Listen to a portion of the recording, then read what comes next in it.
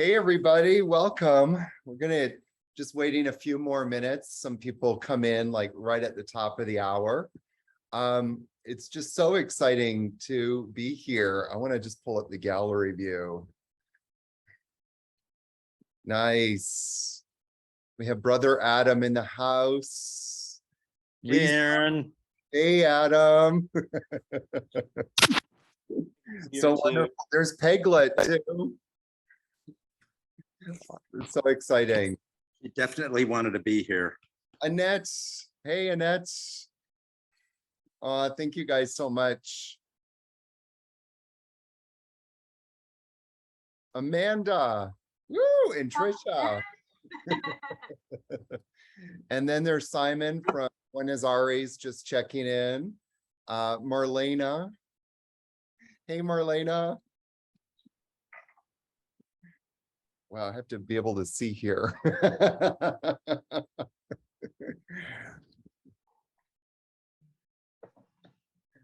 Wow.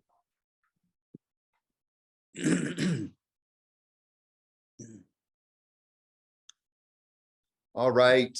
Well, I think we're going to get started here. We have so much going on, and there's just so exciting. So I just want you, first of all, to, if you have a cocktail or your favorite drink or your favorite beverage, just to lift it up and let's cheers this incredible accomplishment. So thank you so much to everybody for being part of this journey and to making this project happen. It's so exciting. So thank you. Cheers. Cheers. I'm so excited to be able to share this project with you. And I want to just, before we get started, to say that for some of you who don't know, I actually wrote a book about 6 years ago called Autobiography of a Naked Yogi. And when I wrote this book, it took me 10 years to write it.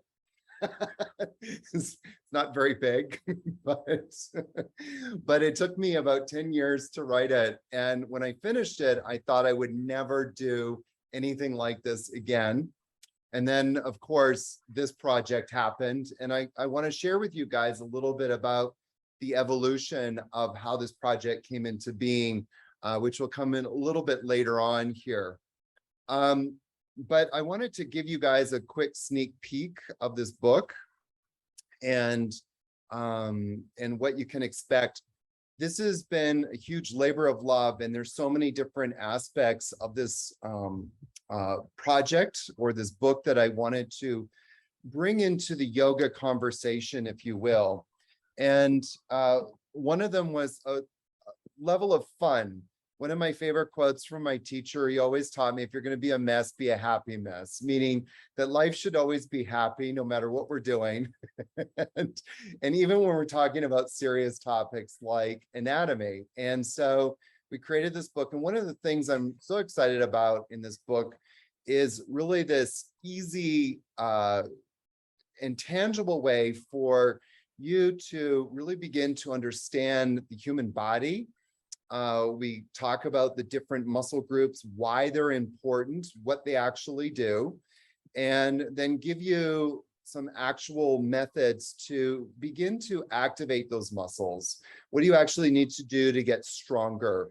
And so this is a huge part of this book, going through some of these major muscle groups.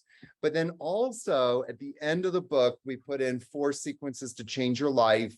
These are 4 signature sequences that I put in here. The very first one here is twists. And so we put this in here for you guys to be able to access this in real time and start applying it into your life. And that's one of the reasons why we call it AYAMA, Applied Yoga Anatomy. Then we actually start to take the principles of what we're learning and bring it seamlessly into a yoga practice or whatever you're kind of doing in your life that's fitness oriented. So I'm very excited to be able to share this with you guys and then take this to a different level, take this to the yoga world. One of my friends is joining me. Is Jonah here?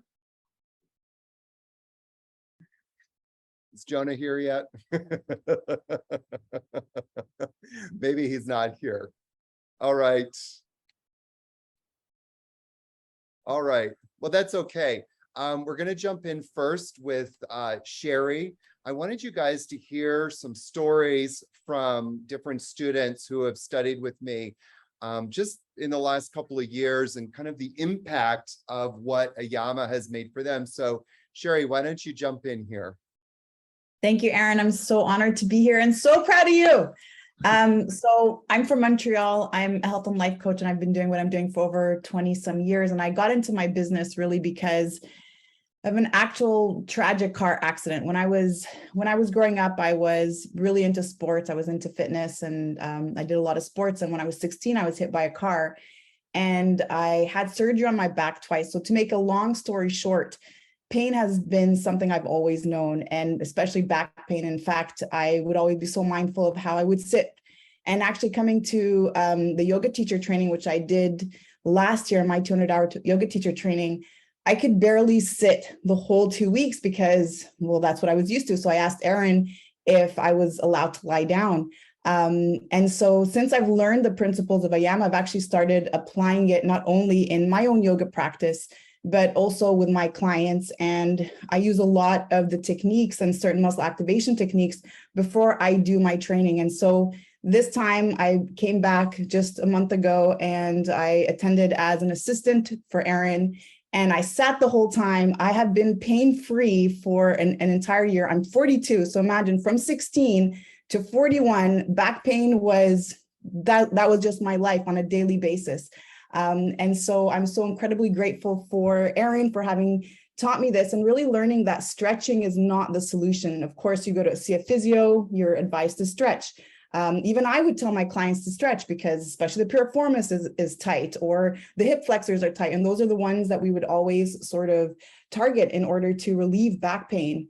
But it's actually the opposite. So since I've started incorporating AYAMA, I am actually more mobile. I have more range of motion. I'm able to even lift heavier at the gym, and it's always a part of my routine. And I also see this translate into my clients as well. I had a lady come see me, started with me maybe a year into the pandemic. When at the start of the pandemic, she woke up one morning, paralyzed from the neck down. She had herniated discs in her cervical spine, went to see a physio. They gave her several exercises to do, and I guess it pulled that herniation a little bit more towards the central canal. And so I started working with her, applying some of the methods that I used with Aaron. And a year later, after seeing her twice a week, she has full mobility, and now she goes to the gym with her husband. She's released 30 pounds, and she's got her life back. So this works, and you just have to do it to believe it, and you don't have to live with pain for the rest of your life. It doesn't need to be a part of your story. Thank you so much, Sherry. Appreciate it. Thank you. Sherry has come and assisted me on a recent training, and we just had such a wonderful time. It's amazing to be able to bring this into people's lives.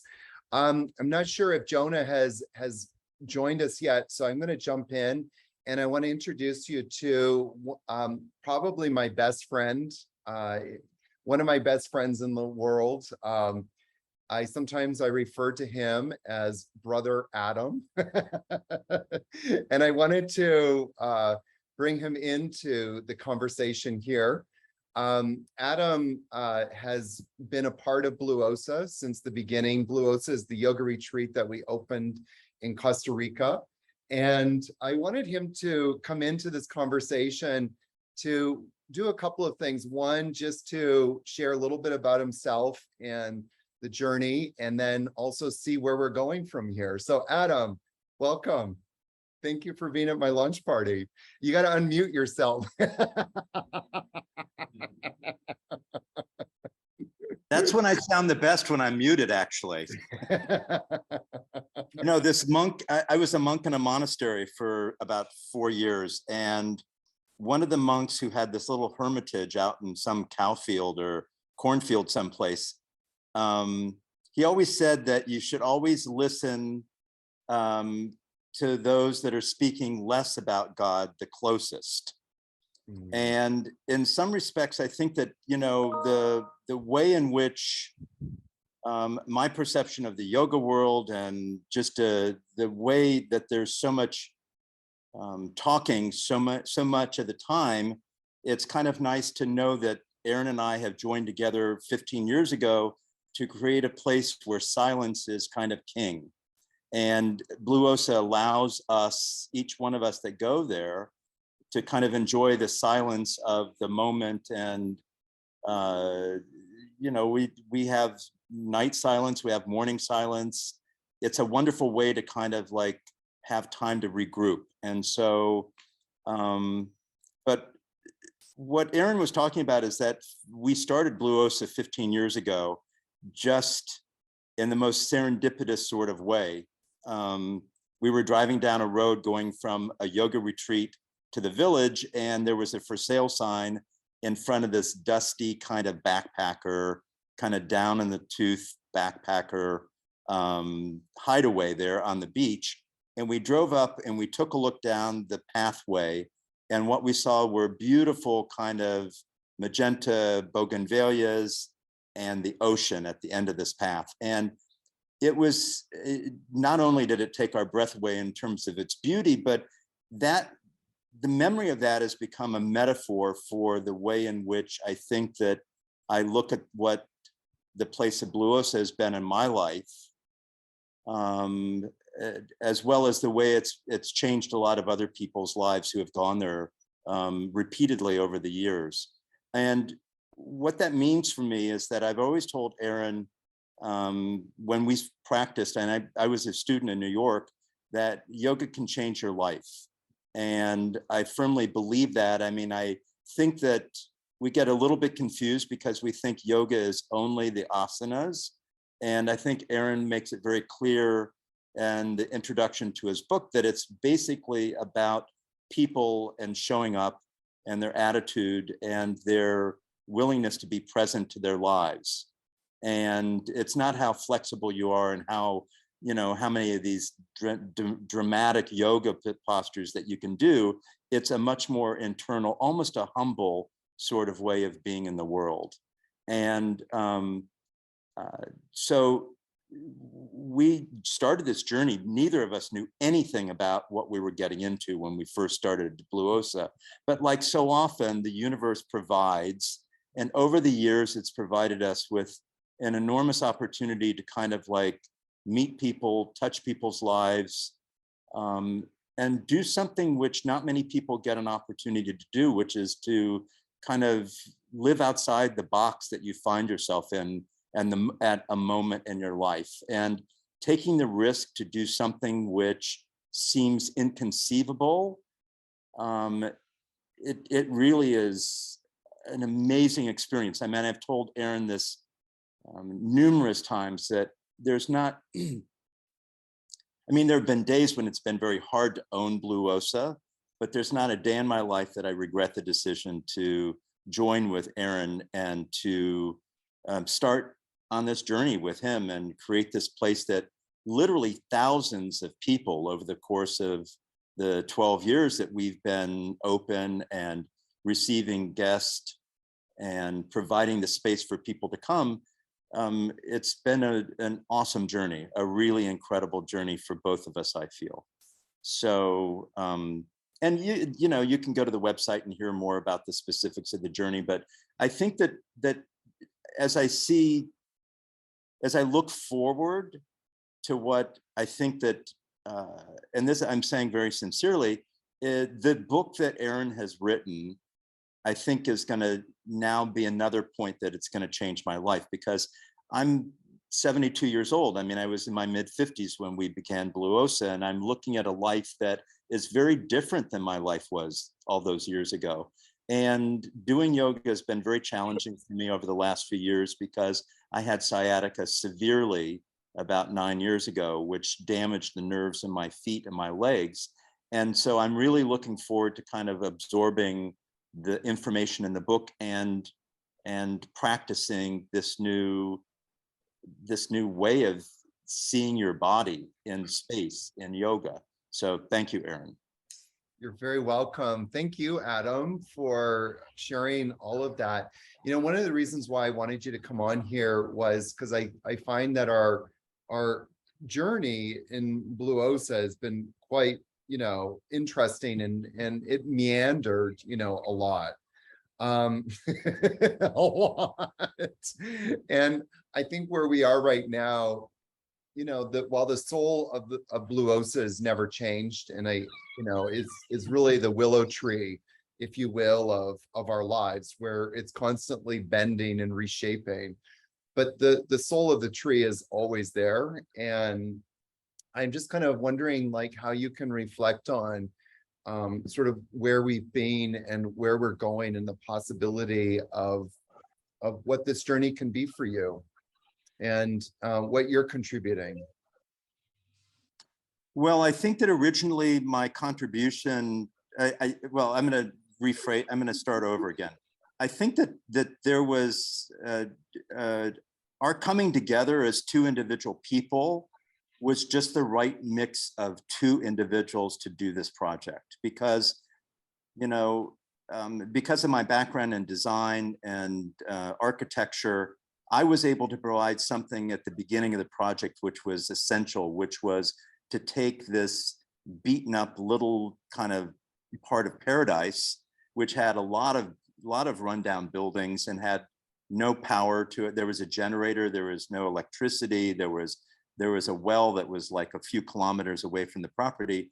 And over the course of a couple of years at the very beginning, to go through the whole process of trying to get the permits and moving forward with the construction, and you know, at the beginning it was really tight with money. So, you know, working with like all the financial resources that both of us had, and I remember that we went through many different kind of thought process about how to fund the place at the beginning. I mean, you know, a men's yoga place. I mean, you know, selling shares, all the rest of this sort of stuff, which luckily we didn't have to resort to. But the fact was that at the beginning, so much of the work was on my shoulders to try to get the place started. And then come January of 2010, the real work of creating the place Blue Osa began, which is not necessarily only the collection of the buildings, but it's the spirit of the place. It's like having, you know, out of nothing, we took this plot of like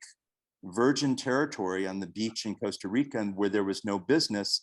And in the course of 5, 6, 7 years, we created a standalone, self-sufficient business. That was not my, I mean, I give all the credit to that development to you, because you're the business person behind this fabulous duo. I'm not a business person, you know, but you are a great business person. But the fact is that we were able to do that. Where we're going to go in the future is that I think that it will be interesting to see where we go in the future, because I feel like 15 years is a very long time to have a place like Blue Osa. And so it may be time to kind of like move beyond our own participation there. But in the course of living our daily lives every day, I think that we do what we do, and we do it very well. And with the advent of, you know, AYAMA and this different way of looking at the yoga system, if you will, and the way in which yoga is practiced, might give us a new platform to do more and to develop a different kind of character to the kinds of programs that we do there. I don't know. You're the programming guy, so. You know.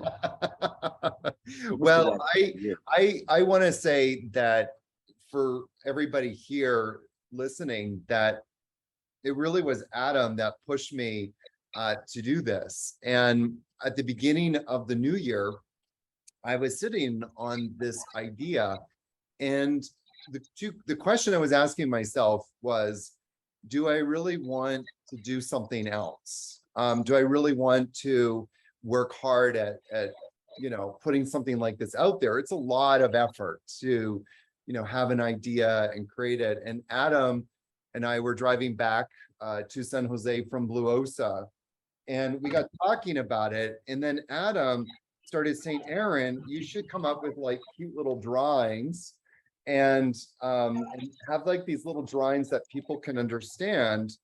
And you know, and then have like little drawings about where how people can find like certain muscles and then know exactly what they're working on.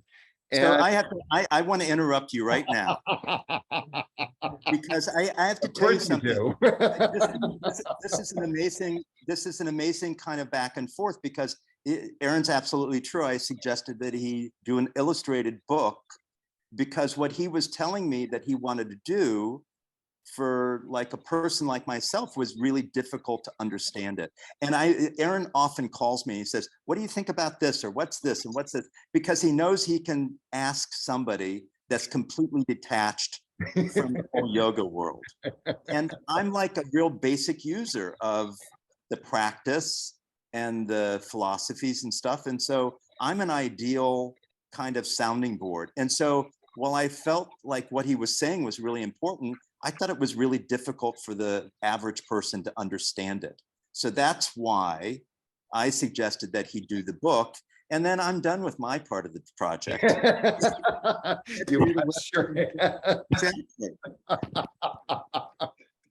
the way I started through this conversation. It's just amazing. Yeah. So I feel, you know, for myself that as we're coming to this kind of, you know, 12-year mark at Blue Osa, and I feel for the first time in a long time that I have a little bit of freedom, not a lot, but a little bit of freedom to be able to expand this. And it was just, I don't know, there was that conversation that we had. The way I described it the other day to somebody, it was like purpose was knocking at the door of my heart. And you know, and the question was, do I keep the door closed or do I open it? And so I just really want to acknowledge your kind of role in this, and as my business, not just as my business partner, but as my friend and life coach, sometimes therapist. But most importantly, I feel like you're one of my #1 cheerleaders in life, and to kind of just nudge me, you know, and push me into doing, you know, this project. So thank you so much. It turned out really successfully, and I'm really proud of you, Aaron. Thank you. Thank you so much. So I wanted to bring in one of my students, David. Where are you, David? I don't see you. Hello. There you are. Yes. Hey, David. So How's it going?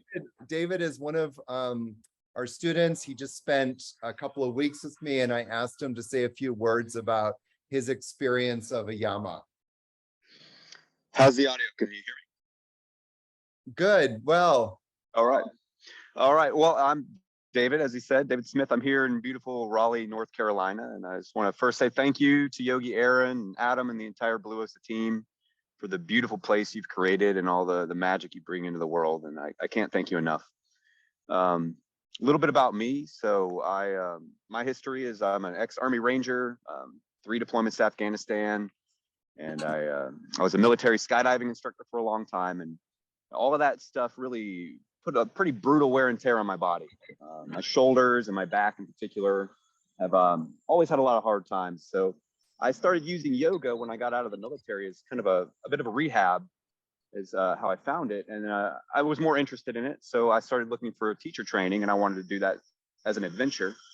And how I ended up picking Blue Osa and Yogi Aaron particularly was I really was interested in the AYAMA concept, and it immediately kind of clicked for me, the idea of muscle activation as opposed to passive stretching, which I've never been super into. I've done a bunch of that in the past, and I've always found that passive stretching was really not super effective for me and what my goals were. And what I found in my 2-week teacher training, I had the great fortune of being in the first class to get to use this new book, the beautiful new Stop Stretching book and accompanying podcast.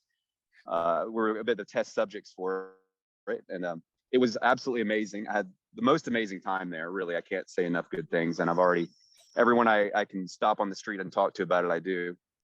But really the idea of muscle activation really speaks to me on a personal level. And I found in just the 2 weeks I was there, I was able to fix a lot of problems I've had with my posture and with my shoulders and upper back in general. And then I came home and I immediately started, like my wife has some issues and similar stuff. She's in the car a lot for her job and she complains a lot about her shoulders. And just with one or two trials of just like, hey, why don't you try out some of these techniques that are in this book? She immediately reported positive results. So it's really fantastic to me how quickly it just starts to click and how your body and your brain just start talking to each other again. That whole, neuromuscular connection that we talk about a lot. And I'm just really excited to bring that to other people in the world. And it makes me excited to be able to want to teach something that's not, just a bunch of smoke and mirrors, and there's some substance to it. There's some reality, some modern science behind all the mythology, which I'm a big fan of. And I loved everything about the experience. Honestly, the getting up early and meditating is probably my favorite thing about the whole experience. But, and I can't wait to come back and do an assistant so I can lead more morning meditations. But honestly, I think the core, the real meat and potatoes of it really is the muscle activation and the AYAMA. That the book, I think, is really clearly laid out, and it's so accessible that someone who has really no experience can easily read this book and take some techniques from it and change their lives like very quickly. And if they want to learn more, there's more out there, but it's like a good introductory gateway for someone who doesn't know how to change their life to start doing that, to just take some simple exercise. Like you said, 8 minutes a day can change the course of your life. And it's really true.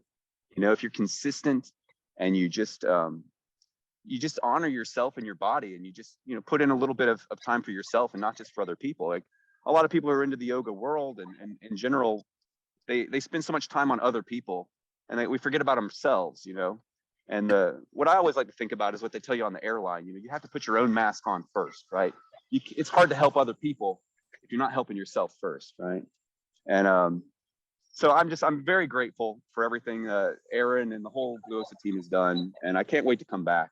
Thank And you I just so want much, David. I just want to leave you. you with the words of the great sage RuPaul always says, if you can't love yourself, how the hell are you going to love someone else, right? So you got to start by loving yourself, right? So I thank you so much, and from the bottom of my heart, I love it. I'm so happy you have this book launch, and I'm happy to be a part of it. So thank you so much. Thanks, David. Appreciate that. Guys, I want to introduce you to the artist. And before I do, I wanted to just share with you a little bit about the process. The artist's name is David, and this is a picture of David. And I contacted David, and he had actually done a little bit of artwork for me in the past. And I sent him a message and I said, I want to do this yoga book. And he immediately responded within a couple of days with these like little sketch artworks. And right away I knew that we had, something here. And I was just so excited about that. So I sent him a few photos of me doing some different yoga postures. And he then came back with some more sketch art work, mock-up design ideas. And then he started putting some of these postures to picture. And it just was an amazing process going through this. We started this back in March. And so just within a few months, he was able to create something really spectacular. And it's just been a real blessing to work with him.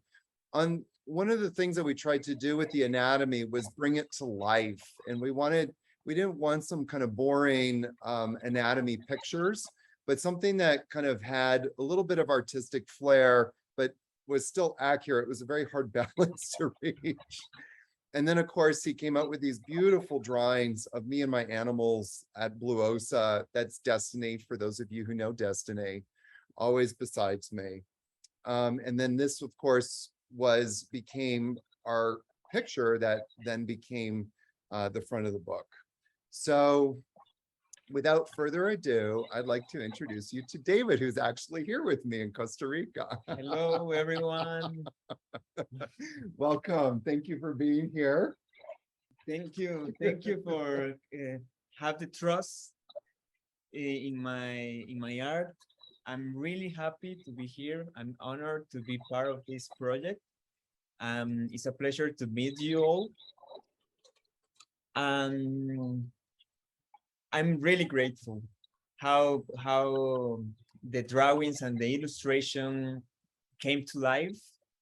And like my friend was said about it, we tried to actually make something approachable for people who may not be in the yoga world like me.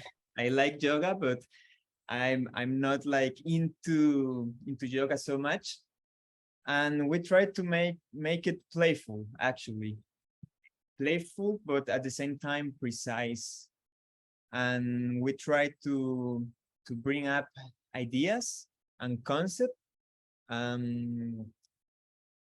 I don't like it, so we start working and in different poses, in different drawings. And something really important for me was trying to enhance his vision, try to capture his spirit, to trying to contribute as much as I can to this book, so people can understand and help themselves to be painless, to have a better life, and to be more happy with their lives.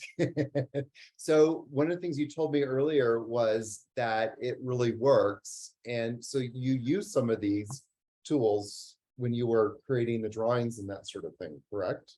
Yeah, actually, something important that I noticed when I was drawing and understanding like what Aaron wants is that it was easier to understand like the positions, and I was learning while I was drawing. So if I am able to understand, maybe an average person can do it too. So I was happy with the result, and yeah. Beautiful. And thank you for trust me. And So I'm really happy with what you have created. So I hope many people can. this is going to be read by a lot of people. They're going to see your work. Yeah, I'm really proud and happy. One of the things that David said was that he really tried to capture the spirit and the essence. And David has done a few projects at Blue Osa. So he kind of had a sense of the spirit of Blue Osa, the spirit of my spirit. Yeah. And more importantly, that David had an understanding in the spirit of our animals and how important they are to me.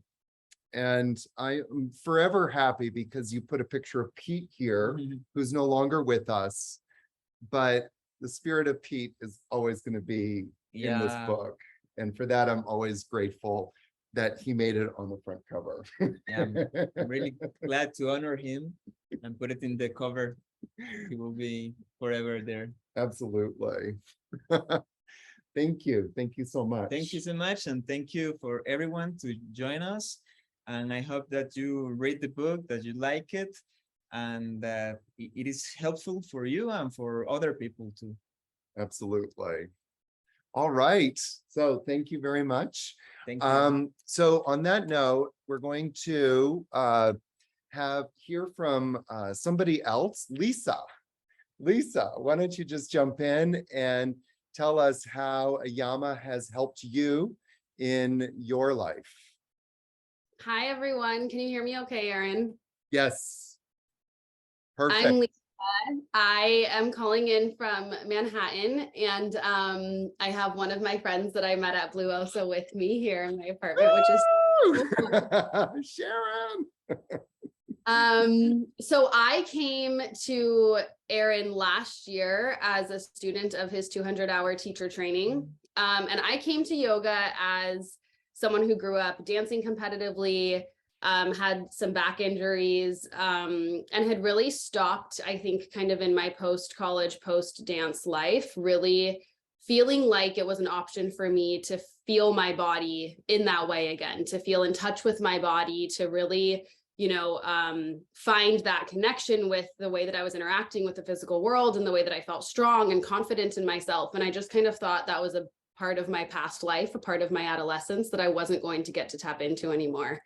And when I went to Aaron's 200-hour teacher training, that's really what I found through AYAMA. And so I think when I saw that this book was coming out, I was like, what a gift to me and also to the rest of the world, because reading through this book, I think there's obviously the sentiment of how, I learned from Aaron how to feel strong in my body and to question the limitations inside my body, inside my mind that I was kind of believing and putting around my life and building these walls.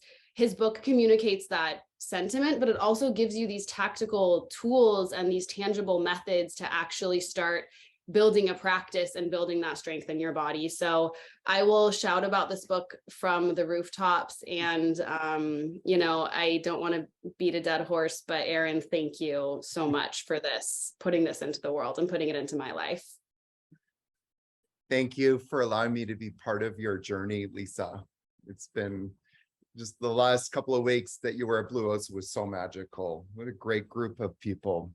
I know, so lucky. And I poured a glass of wine and made some snacks to honor you, Aaron. Cheers. Awesome. Cheers, Sharon. Thank you for being here. So I would like to introduce you guys to a really incredible human being.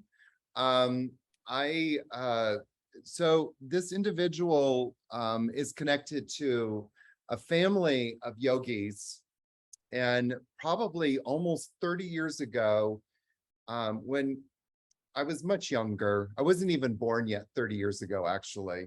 And and I stumbled into a class in Los Angeles where his uncle was teaching a yoga class. His name is Jonah Kest, and it transformed my life forever. And one of Brian's brother Johnny, both of them, I think, really did something incredible, a huge service to the yoga community that before, for a lot of people, they thought that yoga was just for these people living in caves in the Himalayas. And what I think Brian and Johnny did so skillfully is to teach people that yoga actually, how to integrate yoga into our life. And that's one of the biggest gifts I believe that they brought to the yoga world. And I've been very lucky because there's Johnny's son, who's Jonah, has just become this amazing individual and this really important contributor to the yoga community and to the discussion of what yoga can be. And I'm actually just looking for him. Where are you, Jonah? Hey, I'm right here. Oh, there you are. Thank you for having me. Thank you. There's so many people in here. It's easy to blend in. Absolutely. Just 1 second. I'm going to just fix something here.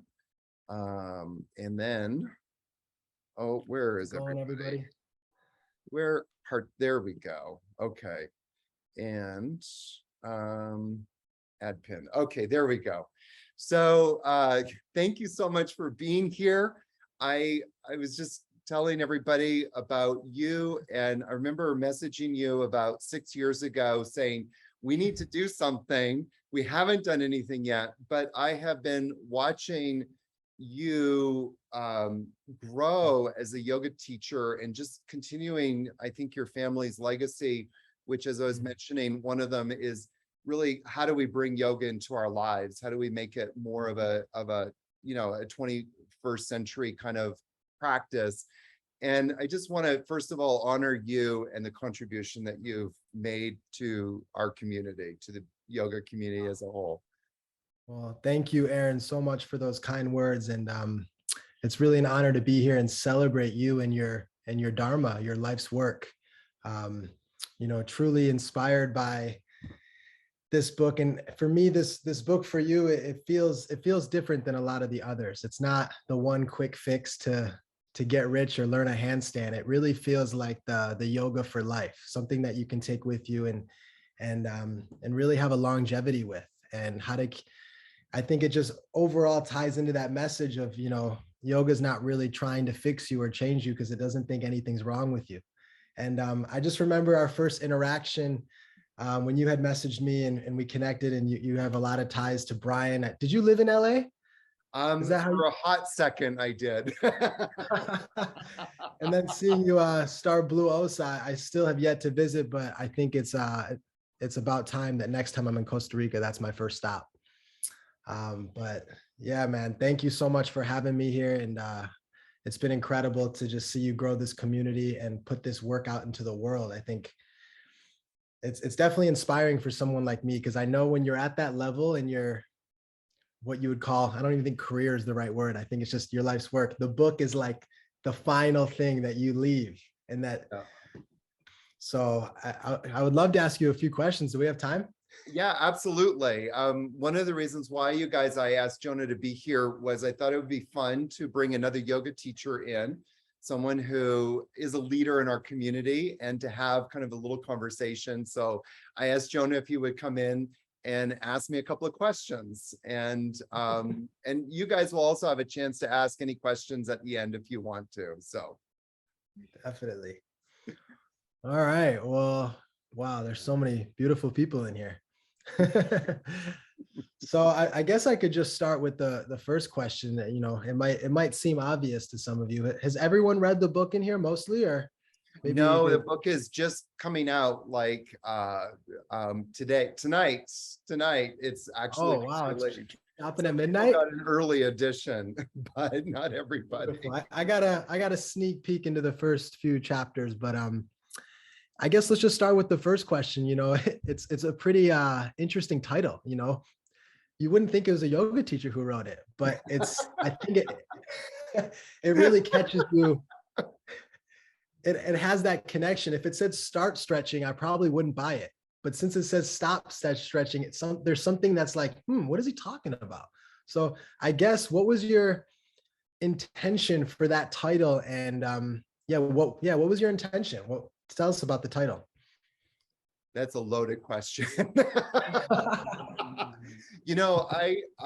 When I started to see like what kind of pushing our bodies and stretching was actually doing, and had firsthand experience with feeling like a muscle strong in my body and then stretching it and the same muscle weak, that I was kind of like starting to panic, because I was like, here I have been teaching this practice for a long time, but then how am I going to teach yoga if I don't teach stretching? And that was like, it took me a few years to kind of grapple with that question.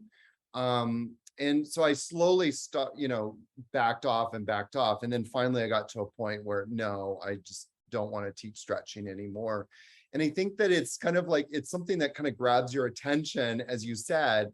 Like if it said start stretching, like that's going to have a certain, idea. And then if I just if I just called the book like a new yogic approach to master your body and live pain-free, nobody would buy that book. So I love that. But it definitely, it's like in kind of the AYAMA system, applied yoga anatomy and muscle activation, it's definitely like at the top of the list. Like, if you want to start getting better and stronger, we need to kind of take a different approach. So that's why I called it stop stretching. Beautiful. Well, incredible answer. And I love the approach, because I think all of us can kind of connect to that idea that we all have chased that aesthetic, or perhaps have gone down those yoga posture ladders where it's really a bottomless bucket. And eventually you go so deep and you realize there's nothing there, and it's disappointing. Or you think that finally you're going to get into the perfect yoga posture, and then really you get there and you're like, wait a second, like I'm still a beginner. And I love the overall theme. And I don't even know if this was your intention, Aaron, but I find a real self-acceptance quality to this book, where for me it feels like that wherever you are in the pose is perfect. And so I kind of want to ask you, like, from an anatomical perspective, why, how do I phrase this? Let me think here. So from an anatomical perspective, it seems as if you're saying that not every yoga posture is for everybody, or everybody's going to look different in the pose. So just talk to me about your passion for anatomy and how everybody perhaps may be different, and how the poses can connect and relate to that, if that makes any sense at all. I gotta put the stopwatch on so I don't keep talking too long. We'll go quick. No, I got one more after this. So, but this is such a great question. It's, I mean, first of all, from my perspective and the way that I teach yoga postures, because everybody always is trying to go into the posture. And I think, one of the things that I think we could improve upon in the yoga world, and I'm talking, the bigger yoga world, is that yoga teachers will stand in the front of the class and say, yoga is not about stretching, just listen to your body. And then they will, go to the full expression of the pose. So if it's Paschimottanasana, seated forward bend, then they will just go, oh no, just go to your own, limit. And then they will reach forward and grab their feet and wrap their forearms around it. And that's cute, but it sends a message to the students like, oh, that's what I should be shooting for. And so one of the things that I always try and teach my students is just go to 30%, go to 40%, 50 if you must, but just practice staying engaged in the pose, practice being still in the pose, practice being, sukha and sthira, practice being comfortable. And it's not about the pose. One of the things that is, as a tantric yogi, I've discovered over the last 25 years, is if you want people to calm down, if you want people to feel like that sense of groundedness and a forward bend, it doesn't matter how far they go. If they just start moving their spine and flexion and stay there and breathe, they're going to get the exact same energetic, mindfulness as somebody who can wrap their arms around their feet. So that's part I love of it. that. And, that kind of just reminds me, that point you made is kind of like, oftentimes people think they need to be flexible to come to yoga, when in fact, the inflexible student most often has the advantage, because they're able to feel something much sooner than those loosey-goosey students. So, and I love that you refer to yourself as a tantric yogi, because, oftentimes tantra is misunderstood in our society, but really what tantra yoga is, and I'm sure you could elaborate on this, is just working with sensation. And that's another thing I love about your work, is it's very sensation based, where you're all about feeling, like, how does this feel? And not how does it look when you're looking at the hierarchy of the teacher at the room, that, she might have been doing yoga for 1 year for all I know, but she just happens to have really long hamstrings. Yes. Very, exactly. The other thing I just wanted to mention is, like, from what we try to teach in the anatomy, like take a pose like Trikonasana, which is, side angle or triangle pose. And where the instruction is always like, feel the side of your body lengthening. What we're actually looking to do is engage the side body that we're bending into. So the question then is always, what muscles are contracting? And those muscles need to contract to keep us stable. And I was thinking about how many times I used to go into triangle pose, and I would, like, back in my Ashtanga days, get my hand down to the floor, and I would be kind of collapsed there. And then the teacher would say sometimes, like, lift your hand off the floor, and I could never do it because all the muscles that were supposed to be supporting me in that pose weren't working, well. So that's the approach that those kind of two-prong approach. It's like, go less, but also look at what's contracting. Like we talked about Paschimottanasana, instead of worried about the hamstrings, be more concerned about the thighs engaging and the trunk flexors engaging. It's honestly, hearing you speak about it, it's really genius, because yoga has obviously been around for thousands of years, but at some point there needs to be an evolution. And you know, these yoga postures are just different ways to target and touch different parts on the body. But I love how you really play to the opposites. You know, you're extending through one side, but you're actually contracting. And from that stability, that engagement, you can find greater mobility. And it just makes so much sense. And, you know, even in the personal training world, oftentimes the modern science, which I know you know this, says that if you contract them, or I'm sorry, if you contract the opposite muscle, you can get more out of the other side.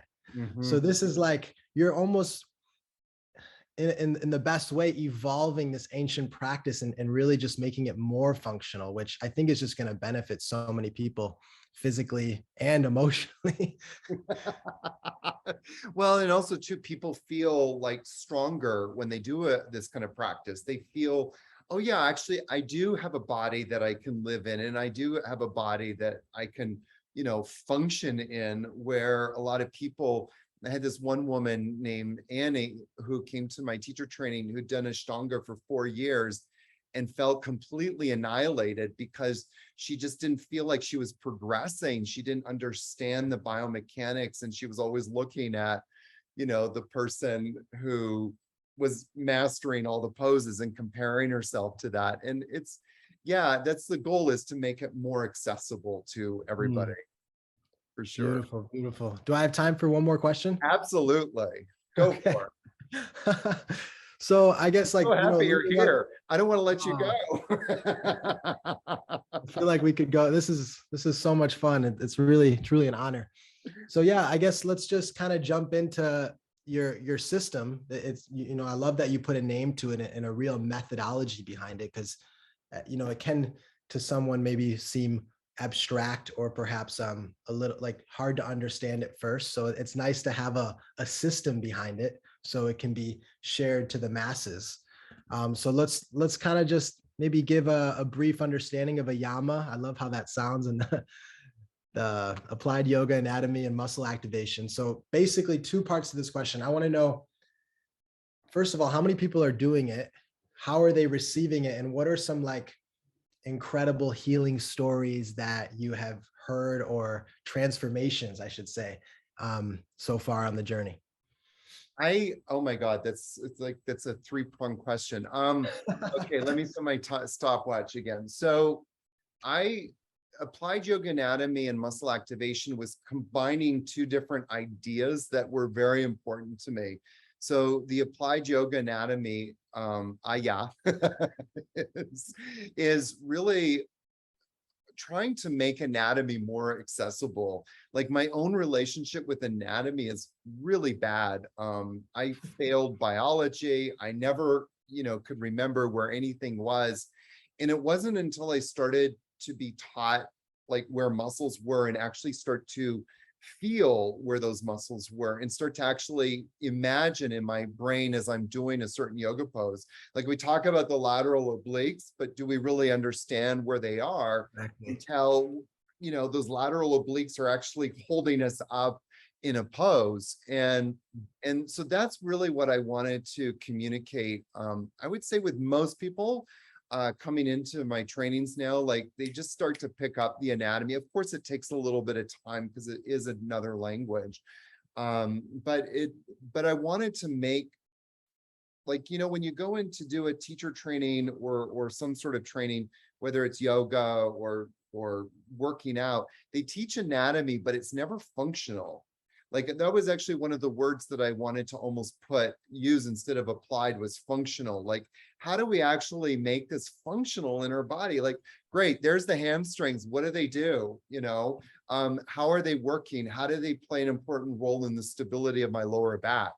So I wanted to make it more applicable. And then the muscle activation came out of my training as a muscle activation therapist. And I studied with Greg Roscoff for a few years, and I'm still studying with him.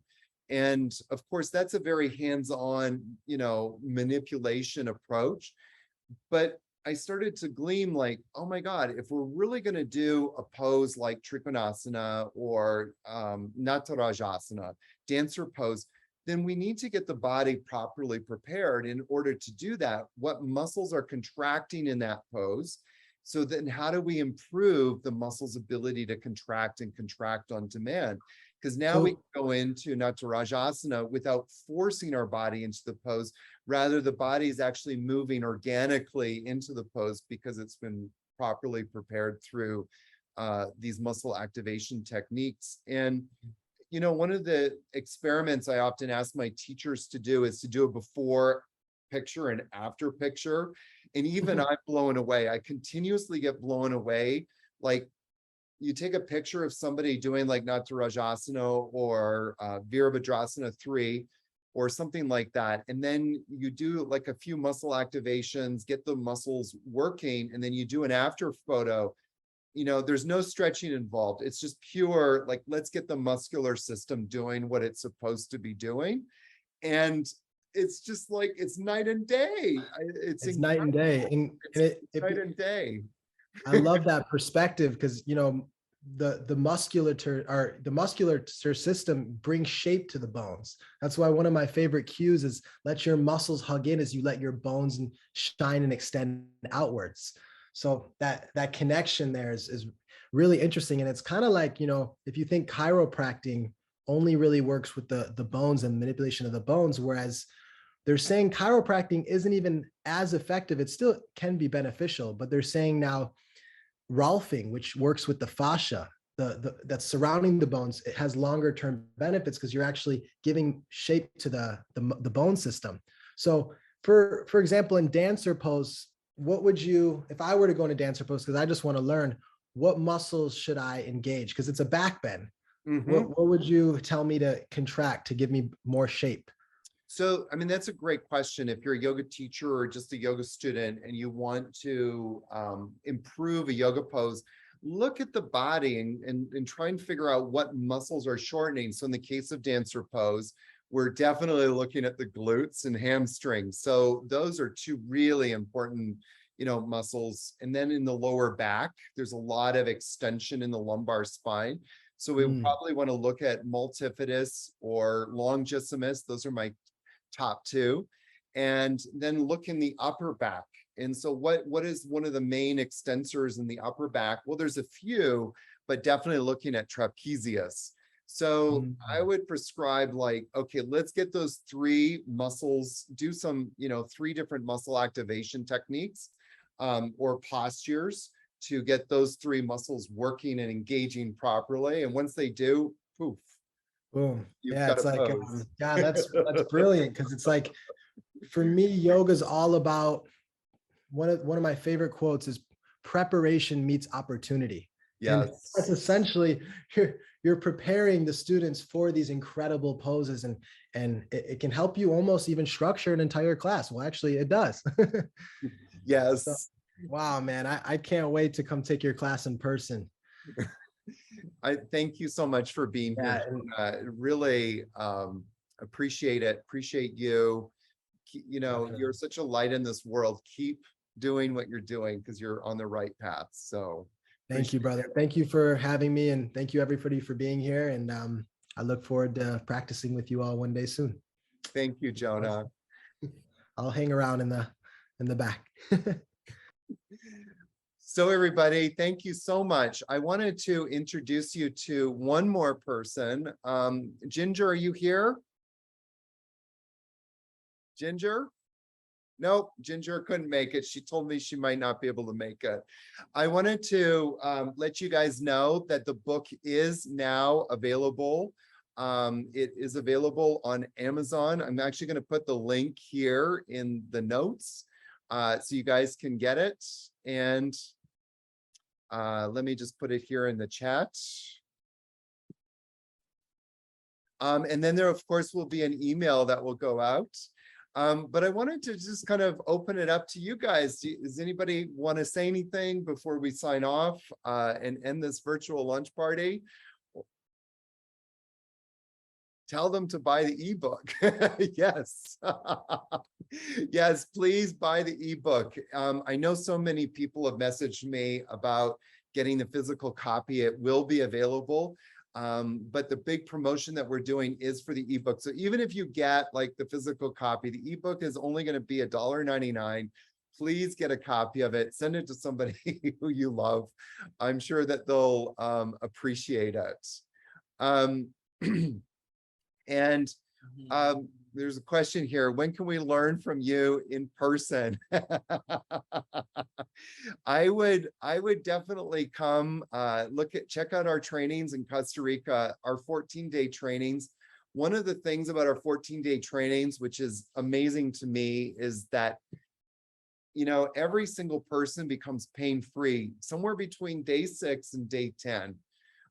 So if you're dealing with stuff in your life, if you want to know more about your body, if you just want to have a better understanding of how your muscular system works, or just develop your own yoga practice, one of the things that Adam said, which touched me a lot, was reminding us that one of the most incredible things about Blue Osa is the silence and peace that you experience, that you're not obligated to talk, and there's just such a an environment that it invites you to go inwards.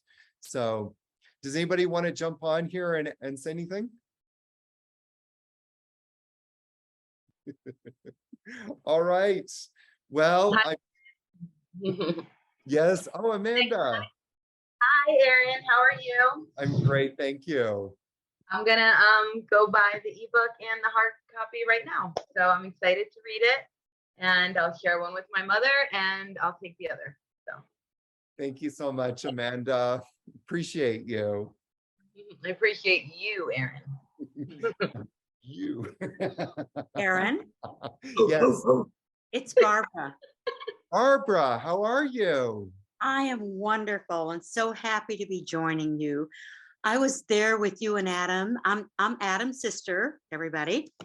And I was there at the beginning. In fact, my friend and I had held the first retreat at Blue Osa in 2010, I believe. And Aaron, it has been wonderful to watch you grow into the person you are today. I'm so proud of you. I can't wait to buy your books and share them with other people. And you're just amazing. I love you. Thank you so much, Barbara. And thank you for bringing Adam to his first yoga retreat, which I believe you said was with Johnny in my room. And here's Jonah here. And it's amazing the circle that, you know, Adam's first teacher was with Jonah's dad, Johnny, in my Tulum, and then, you know, and then we open up Blue Osa. So that's how it all started. That's how it all started. What a wonderful thing we all created together. Yeah. Yeah. It was at one of Johnny's retreats, and I invited Adam for the week afterward, and he fell in love with yoga, met you, and as they say, the rest is history. Yeah. It was wonderful. Thank you so much, Barbara. Appreciate Love you. that. All right. Yogi Anybody? Aaron. Hey, Angela, how are you? I'm well. I just want to say I'm so proud of you and thank you for everything. I'm going to finish your course on time. The 300, I still have a ways to go, but I'm doing it. You're doing great. I'm learning so much. It's just wonderful, and it's helping me. It's helping my family, and I'm going to spread the word. Thank you, Angela. It's Miss beautiful you to so see much. it in action. Yes. Thank you. Yeah, Joseph. Hi guys, congrats on Aaron from Blue Osa. If somebody wasn't here, I would like to invite everybody because it's a real paradise on the earth. So thank you. And Thank congrats. you, Joseph. And I would like to read as soon as possible your book. Thank you so much. Wow, so beautiful. Well, guys, I really want to thank you so much for being here and being part of our virtual launch party. It means so much to me. It means so much to Adam and our community. You know, one of the things that I have so much gratitude as a teacher, that I always feel like my students are behind me, not just in supporting me, but also supporting me to become the best version of myself, so that I can continue to, you know, be a shining light for others. And I feel like a lot of times it's a two-way street. And for that, I have so much gratitude. I have a lot of gratitude for my students over the past couple of years, as whether they knew it or not, I was workshopping all of these ideas with them. I always tell them that I conduct a lot of experiments with them because I believe that our life is one continuous experiment after another. And it was because of them that I've been able to actually put to test and test out these ideas and actually see how they work with the masses. And it's really all of my students and people in the community that have given me the confidence and felt like there was a ground beneath me, always there. So thank you. And I dedicate this book really to all of you guys, and may it help you to live pain-free so that you can go out and manifest and live your life purpose. So with that, have a great night. Thank you guys so much again, and have a super wonderful day, everybody. Be well. Congratulations, Aaron. Congrats, Aaron. Thank you. Have a great evening. Cheers, guys.